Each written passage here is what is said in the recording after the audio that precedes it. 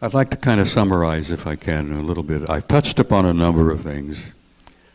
I've told you you're not alone, you've never been alone. I've told you you're living under a trust. I told you there are good friends in high places, that there are people out there, advanced intelligences who do care about you. There are others who don't much care about you at all. I've been told flatly to my face that there are at least a dozen guys, different places coming and going, different portals through dimensions, different planets, different star systems, different galaxies. I was told flatly that the Galactic Federation does exist and the headquarters is not even in our galaxy. And eventually, ultimately, hopefully, the human race will mature and it'll be able to go out there and take its rightful place in the stars where we belong. Now, before I close up here, I have a couple of photographs to share with you, which I want to say to you, express in my view why you aren't going to be told the whole truth. Would you bring up the first picture, please, honey? Ah. Okay, honey.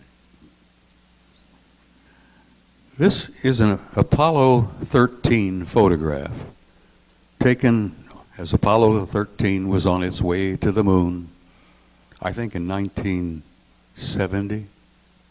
69 was when Apollo 11 went to the moon. Apollo 13, as you know from their history, never made it to the moon. It got around the moon, was able to come home. Only by the skin of their teeth were they able to come home safely.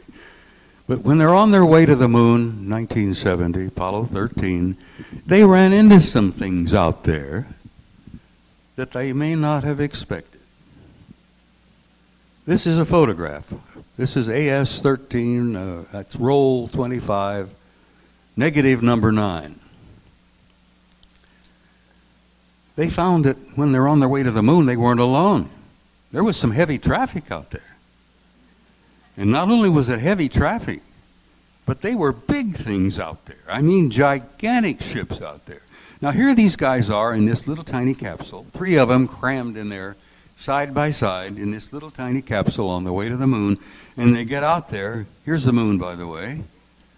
What is this? Circular disc with a dome on top, about 1,000 feet across. Here's another big one. But who's coming in from the side here? Oh, this is a big mother. Here's the positive and here's the negative. And in this negative, you can see a little bit of the detail. Guys, this mother is 5 miles long. And they ran into it on the way to the moon, Apollo 13. As I said, they're crammed in this little tiny capsule on their way, you know, elbow and face, you know. You've seen the pictures. Because they get out there and they run into this stuff. And here's this big mother that's up, estimate 5 miles long. Could have been a little more, could have been a little less, but it's a big mother. Next picture here.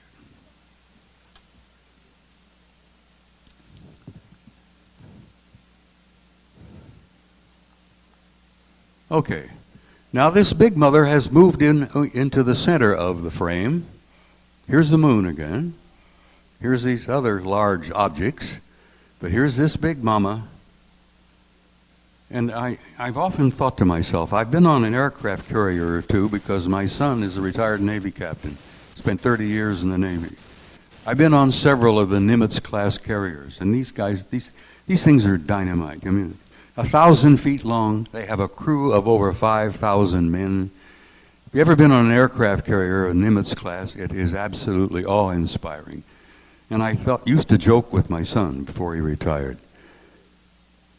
On a Nimitz-class carrier, they have a snack bar, they have a squash court, they have all this, they have all that. They have a crew of over 5,000 men. Can you imagine what's going on something like this? Theaters, parks, you know, movies, bowling alleys, for God's sake. I've been flat told to my face that one of their favorite pastimes is watching human television. for their entertainment, they find watching our TV hilarious. You know, have you ever watched TV to find out what the hell's going on? You ever watched Dancing with the Stars? Oh my God. Anyhow, here's a big mother, Apollo 13, 1970. Now, this has never been released by NASA. I wonder why. Next picture.